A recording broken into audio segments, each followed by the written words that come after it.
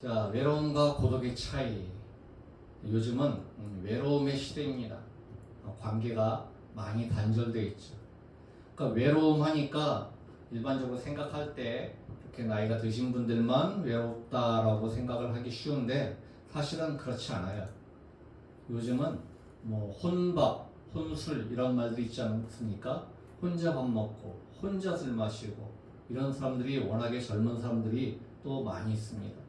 어떤 조사에 의하면 아까 여기서는 고령자일수록 그렇다고 하는데 또 외국의 어떤 조사에 의하면은 젊을수록 더 외로움을 많이 느낀다고 합니다. 그리고 가을이 외롭다 뭐 이렇게들 일반적으로 알고 있는데 조사에 보면 사계절 내내 외롭대요. 그리고 집안에 많이 있는 사람이 외로울 거라고 생각하는데 활동적인 사람이 또 더 외롭다고도 그렇게 조사도 나오고 있습니다. SNS 뭐 카카오톡이니 페이스북이니 여러 가지 그런 요즘 SNS가 많은데 그 보면은 항상 자기가 좋은 것만 올려요.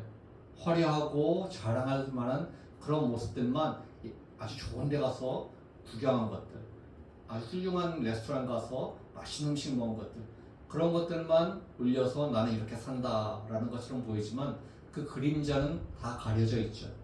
그래서 스스로를 진정한 자기 자신으로부터 소외시키고 또 그걸 보는 그 내용들을 보는 친구도 아 쟤는 저렇게 잘 사는가 보다. 그런데 나는 왜 이렇게 힘들고 외롭고 초라하지? 이렇게 되면서 소외되고 서로 간에 그렇게 소외를 시키는 것이죠. 또 어린애들은 게임 중독이 요즘 많죠. 다 그것도 단절되고 외로움 때문입니다. 지금 세상을 보면 어느 때보다도 사실은 풍요로운 시대예요. 그런데 역설적으로 가장 빈곤한 시대라는 그런 말도 있어요. 예전에 70년대를 한번 생각해 보세요. 콩 한 쪽이라도 나눠 먹는다 이런 말들 많이들 했었죠. 이웃에 무슨 일이 나면은 온 마을 주민들이 다 달려가서 함께 내일처럼 거들어주던 그런 시절이 있었어요. 근데 요즘은 옆에 누가 사는지도 모르고 위층에서 소리가 나면 가서 죽이기까지 합니다. 완전히 가장 너무나 소외되어 있고 단절되어 있는 그런 시대가 되어 있는 것이죠. 예전에 영어 교과서에 이런 게 있었어요. 지금 기억나는 게 옛날에 17세기 그러니까 뭐 1600년대 옛날 그런 때가 행복한가 아니면 현대 지금이 더 행복한가. 근데 결론은 나지 않았어요. 그때는 그때대로 행복했고 지금은 지금대로 행복하다. 그러니까 서로 장단점이 있다라는 것입니다. 그러니까 지금 이 시대는 어느 때보다도 편안한 시대인 건 맞아요. 그런데 또 어느 때보다도 불행한 사람들이 많은 것도 사실입니다. 자살률로 보면은 옛날에 OECD 그 회원국 중에서 1위였던 적이 있었어요. 지금은 모르겠어요. 지금도 1, 2위 할 거예요. 그 당시 매일 한 36명이 넘게 자살을 했습니다. 문제는 이 청년층들의 자살이 늘어나는 거예요. 청년 고독사도 급증하고 있습니다. 노년에 독거노인이 고독사한다 이런 얘기는 종종 들었지만 청년도 혼자 있다가 고독하고 그래서 죽고 아무도 모르고 나중에 발견되고 이런 사람들이 늘어난다는 것입니다. 사람들과 접촉 없이 사는 것이죠. 일본에는 그래서 단어가 있죠. 오타쿠라고 해서 혼자 어딘가 몰두해서 남들하고 관계하지 않고 무언가에 몰두하는 거예요. 혼자. 그래서 아까 영사에도 나왔지만 그런 고독을 담당하는 그런 장관이 생겼고 또 영국에도 외로움 담당 장관이 생겼습니다. 참 세상이 어떻게 되었는지 모르겠어요. 외로움을 담당하는 정부 부처 장관이 생기는 거예요. 영국은 한때는 해가 지지 않는 나라였죠. 또 기독교 선교의 전진 기주와 같은 그런 하나님의 나라였습니다. 하지만 신앙을 잃어버린 사람들이 점점 늘어났죠. 자유주의 신앙이 생겨나면서 하나님을 이제 성경대로 안 믿는 거예요. 그러면서 교회를 떠나고 하면서 이제 점점 더 외로워지는 것이죠. 인간이 주인이 되어서 살면은 점점 외로움은 커집니다. 인간은 또 본질적으로 외로운 존재죠. 오늘 본문에서 보면은 나는 광야의 올빼미 같고 황폐한 곳에 부엉이 같이 되었사오며 나는 밤을 새우니 지붕 위에 외로운 참새 같습니다. 아주 시적으로 묘사했지만 참 인간의 실존의 그 외로움을 잘 표현하고 있습니다. 믿는 자도 근데 때로는 이러한 외로움이 정말 뼈에 사무칠 때가 있어요. 옆에 짝이 있으면은 좀 나을 것 같지만 짝이 있거나 없거나 다 또 외로움을 느끼는 것은 또 마찬가지라고도 합니다. 사람들이 많이 있어도 아무도 없는 것처럼 그렇게 외로움을 느낀다고 합니다. PPT 볼까요? 오늘 시편 25편 16절 함께 읽겠습니다. 주여 나는 외롭고 괴로우니 내게 돌이키사 나에게 은혜를 베푸소서. 자, 이 인간은 이 성경에도 이렇게 외로움과 괴로움에 대해서 많이 나와 있어요. 그러면 인간은 이 외로움을 극복할 수가 없는가? 우리가 먼저 알아야 할 게 있는 게 외로움과 고독의 차이를 알아야 돼요.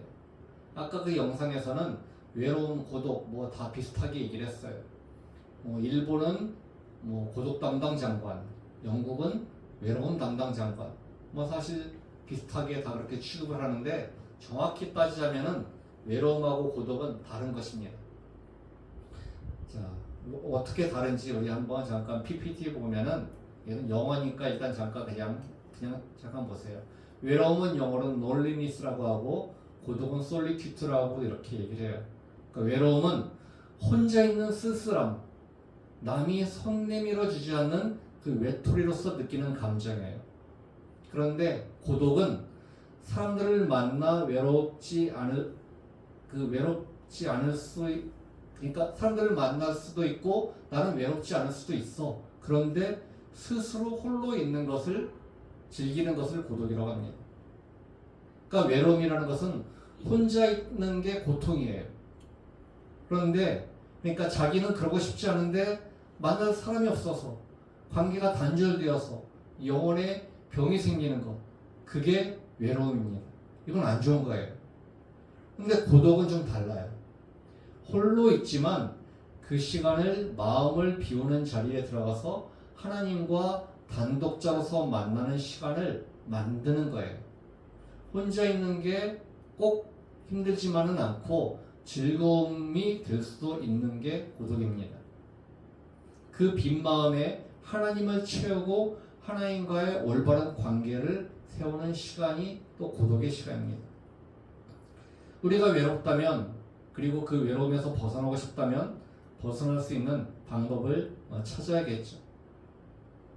우리가 신앙 안에서 좋은 친구가 있고 또 나를 사랑하고 나를 사랑해주는 사람이 있다면 물론 그건 복된 일입니다. 그런데 그게 또 여의치 않을 수가 있어요. 그렇다면 또 다른 방법을 또 생각해 봐야겠죠. 또 한 가지를 보면은 취미생활 같은 걸 수 있어요. 취미생활이 내가 필요하긴 합니다. 내가 관심을 가지고 있는 게 무엇인가를 잘 살펴보고 좋은 취미를 한두 가지 정도 갖는 것, 그것이 인생에 활력을 주죠. 그런데 이것도 여의치 않다. 나는 아무것도 취미가 없다. 그렇다면 어쩔 수 없습니다. 이 외로움을 고독으로 승화시켜야 합니다. 둘 다 비슷해 보이지만 전혀 다른 결과를 만들어내죠. 아까도 말씀드렸듯이 외로움은 혼자 있는 게 고통이지만 고독은 혼자 있는 게 즐거움일 수 있는 것이기 때문에 우리가 그것을 고통을 즐거움으로 바꿔내는 그런 노력도 필요합니다. 자, 시편 10절, 14절 우리 한번 볼까요? 함께 읽겠습니다. 주께서는 보셨나이다. 주는 재앙과 원한을 감찰하시고 주의 손으로 갚으려 하시오니 외로운 자가 주를 의지하나이다. 그리고 그 뒤에 보면은 주는 벌써부터 고아를 도우시는 이십니다. 고아와 가부를 또 도우시는 이시죠. 자, 외로운 자가 주를 의지할 때 이 외로움은 생명으로 바뀝니다. 세상 사람들은 외로움을 이겨내기가 힘들다. 힘들어요. 어차피 인간은 혼자라고 믿기 때문에 그렇죠. 그래서 그들의 외로움은 오직 죽음을 향해서 갑니다. 하지만 우리 믿는 자들은 인간이 혼자가 아니라는 것을 압니다. 하나님이 계시죠. 하나님이 나와 함께 하심을 믿습니다. 그래서 하나님을 의지함으로 외로움을 고독으로 승화시킬 수가 있는 것이죠. 그리고 그 고독은 죽음을 향해 가는 게 아니라 생명을 만들어냅니다. 그래서 고독의 자리는 창조의 자리이고 윤택한 삶의 자리일 수가 있어요. 젊어서부터 고독을 좋아하는 사람들은 또 무언가 큰 일을 이뤄내는 사람들이 많아요. 큰 일을 이루는 자들은 많은 사람들과 어울려서 희희낙낙하고 노는 그런 자들이 아닙니다. 대부분은 고독한 자들이에요. 스스로 고독의 자리에 들어갑니다. 그래서 무언가를 생각하고 묵상하고 고민하고 사색에 잠겨서 깊은 하나님의 뜻을 알아내고, 그래서 보통 사람들이 생각하지 못한 일을 해내는 것입니다. 늘 사람들과 어울려서 농담 따먹기 하는 것도 유쾌하고 재밌긴 하죠. 하지만 하나님의 사명을 받은 자는 그런 식으로 인생을 소비하지 않습니다. 사명을 이루기 위해서 고독의 자리로 들어갑니다. 이처럼 외로움하고 고독은 비슷하면서도 달라요. 어차피 인생은 외로운 길이에요. 그건 누구나 예외는 없습니다. 그렇다면 우리는 어떤 길을 가야겠습니까? 하나님만을 의지하고 고독의 길을 가는 것이 복된 길입니다. 사람들을 너무 안 만나려고 하는 것도 문제겠지만 너무 많은 사람들을 하려고 그렇게 들지 마십시오. 사람들과 함께 있지 않으면 견디기는 힘들어하는 그런 사람들이 있는데 그거는 관계 중독이에요. 우리는 혼자서도 잘 지내는 법을 배워야 합니다. 물론 혼자 지낸다고 해서 정말 혼자 있는 건 아니죠. 우리는 누구와 같이 있죠? 하나님과 함께 지내는 것입니다. 우리는 모두 하나님과 함께 지내는 법을 배워야 돼요. 그리고 아까 몇 가지 외로움에서 벗어나는 법에 대해서 얘기를 했는데, 좋은 친구들 만나는 거, 취미생활 이런 것들 얘기를 했는데 여의치 않는 경우도 있다고 했죠. 그런데 지금 말씀드리는 거 한 가지, 이거는 꼭 실천해 보시기 바랍니다. 외로움에서 벗어나는 특효약이고 아주 성경적인 특효약입니다. 그게 뭔지 아십니까? 그거는 타인을 위해서 봉사하는 것, 선한 일을 행하는 것입니다. 우리가, 나도 물론 어렵지만 더 어려움에 처한 사람이나 사회적 약자를 위해서 무언가 작은 것 하더라도 봉사를 하면은 그 자체로 놀라운 마음의 기쁨을 가져다 줍니다. 이건 하나님께서 우리에게 외로움을 이기는 선물로 주신 거예요. 우리가 자기 자신을 위하는 이기적인 행동이 아니라 남을 위하는 이타적인 행동을 하면은 마더 테레사 효과라는 게 있어요. 여러분, 마더 테레사가 누군지 아시죠? 인도의 캘커타에서 테레사 수녀가 그 가난하고 그 불쌍한 자들을 한 명 한 명을 다 안아주고 대화해주고 그들을 위해서 삶으로 인해서 얼마나 많은 사람들이 살아났고 세상에 귀감이 되고 했습니까? 이 마더 테레사 효과라는 게 있는데, 그것은 어떤 선한 행동을 보는 것만으로도 우리가 몸 안에서 면역 성분이 올라가고 건강해진대요.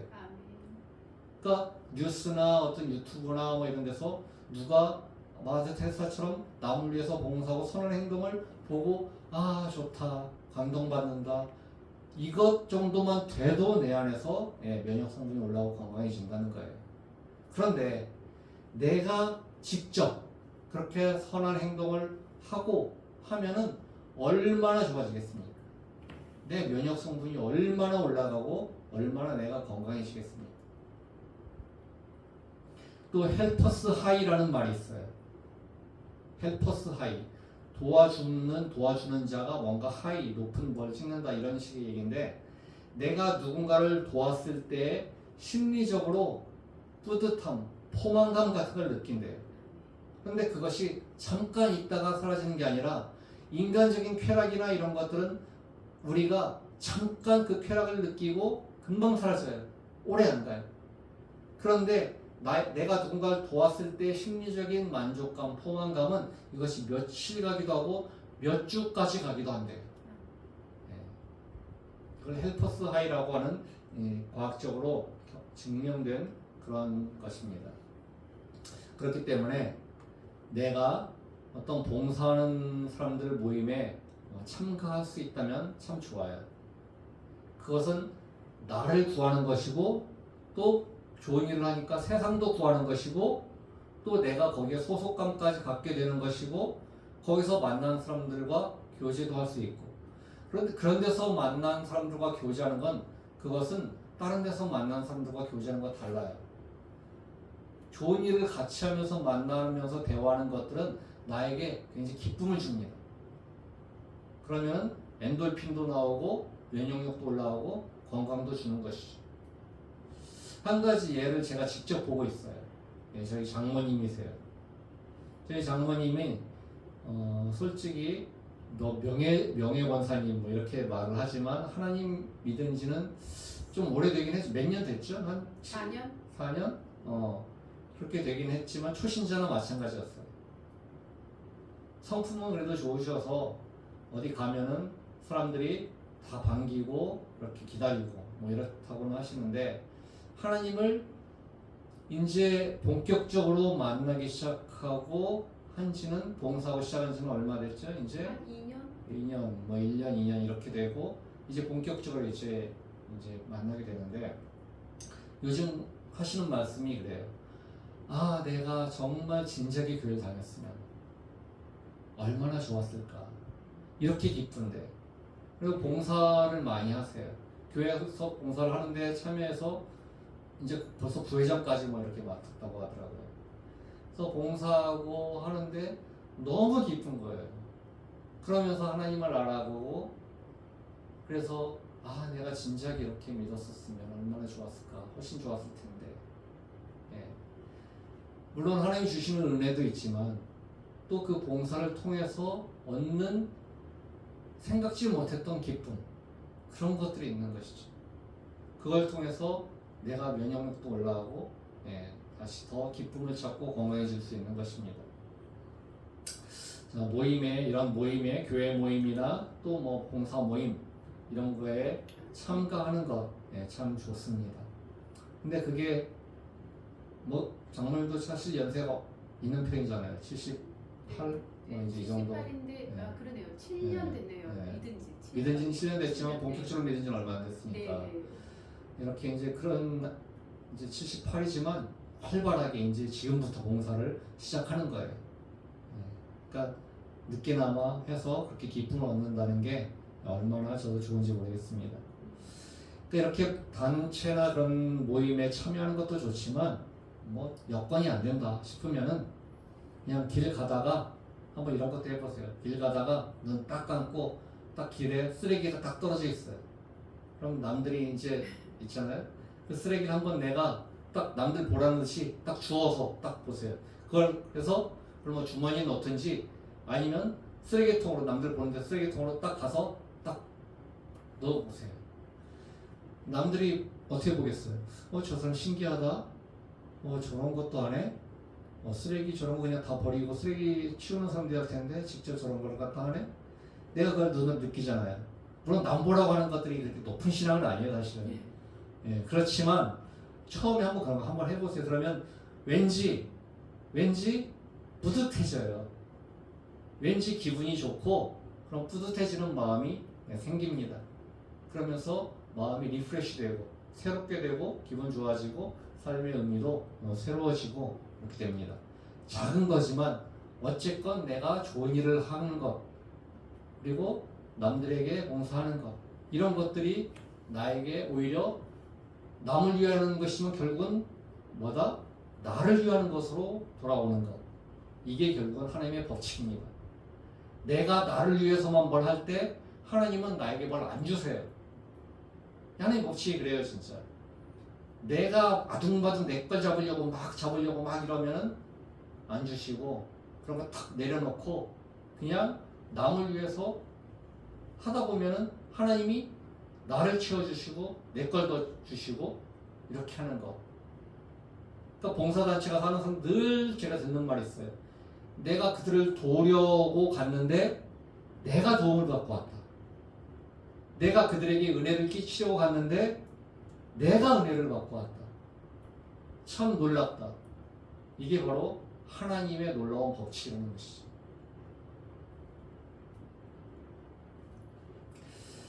그러니까 나에게 집중하지 않고 타인을 돌아볼 때 하나님의 은혜가 임합니다. 자기중심적인 삶에는 계속 사탄이 공격해요. 사탄이 치근덕거리면서 이리 한번 찔러보고 저리 한번 찔러보고 너 그거 갖고 싶냐? 너 너한테 그렇게 유리하게 그렇게 뭐 하고 싶냐? 계속하면서 시험거리를 만들고 유혹거리를 만들고 해서 넘어뜨리려고 합니다. 하지만 나에 대한 중심적인 것들 다 버리고 타인을 향해서 내가 돌아보고 그러면은 사탄이 어떻게 공격할 거리가 없어요. 어떻게 저거 한번 넘어뜨리려고 할까 하다가도 어떻게 찌를 수 있는 방법이 없으니까 결국은 지구에서 떠납니다. 사탄이. 자, 나를 잊고 남을 위해서 무언가를 하는 삶을 사는 것, 그것이 바로 예수님의 삶이었죠. 그렇기 때문에 하나님의 형상인 우리가 본받아야 할 삶이고 따라가야 할 삶인 것입니다. 그것이 결국 가장 성경적인 길이고 결국 우리가 복받는 길이고 은혜 받는 길이죠. 그리고 그렇게 봉사하고 집에 돌아와서 또 홀로 있을 때 그 뿌듯함과 만족감이 지속되기 때문에 그렇게 외롭지가 않아요. 그러면서 홀로 있을 때는 주님의 은혜를 기억하고 홀로 주님과 교제하면서 살면은 혼자 있어도 만족스럽고 사람들과 같이 있어도 좋고 그렇게 되는 삶이 바로 참된 하나님의 자녀로서의 삶이고 결코 외로움에 패배하지 않는 삶, 스스로 고독을 즐길 수 있는 삶, 그런 삶인 것입니다. 언제나 하나님의 그런 은혜 가운데서 사는 복된 저와 여러분이 되시기를 주님의 이름으로 축원합니다. 아멘. 기도하겠습니다. 하나님 아버지 감사합니다. 아버지 오늘 세상 사람들은 외로움과 고독에 대해서 별로 차이를 두지 않지만 하나님 아버지를 믿는 저희들로서는 외로움과 고독의 차이를 두고 또 그것을 묵상하고 나누는 시간을 가졌습니다. 하나님 외로움으로 인해서 점점 고통받고 죽어가는 그런 삶이 아니게 하여 주시옵소서.